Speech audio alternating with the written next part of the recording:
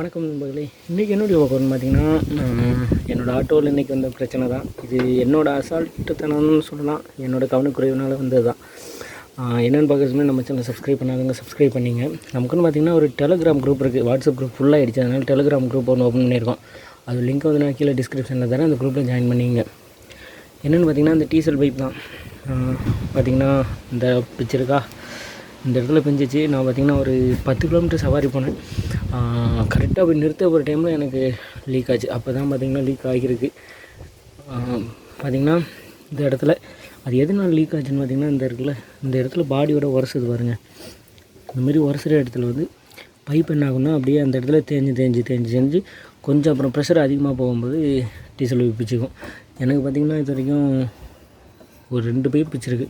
பார்த்திங்கன்னா இந்த பைப் ஒன்றும் இது ஒன்றும். நம்மகிட்ட பார்த்திங்கன்னா ஷோரூமில் கொடுக்குறது பார்த்திங்கன்னா இந்தமாரி ஒரு பார்த்திங்கன்னா வலையாக இருக்கும். இந்தமாரி கொடுத்துருப்பாங்க. இந்தமாரி பார்த்திங்கன்னா ஷோரூமில் கொடுக்குற பைப்பு. இது லோக்கல் வாங்கி போட்டது. எனக்கும் ஷோரூமுக்கு ஒரு 70 கிலோமீட்டருக்கு மேலே வரும். அதனால் பார்த்திங்கன்னா நான் லோக்கலில் வாங்கி போட்டேன்.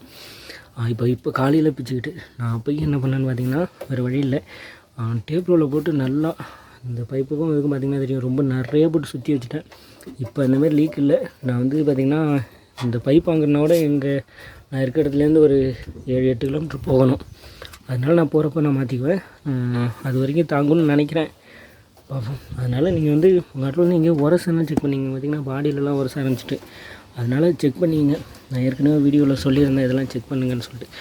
அப்புறம் ஒரு நம்பர் கமெண்ட் பண்ணியிருந்தார். அதாவது பார்த்திங்கன்னா டீசல் வந்து வண்டியில் லீக் ஆச்சுன்னா வண்டி வந்து எரிஞ்சிருமா, வண்டி எரியுமா அப்படிலாம் கேட்டார்.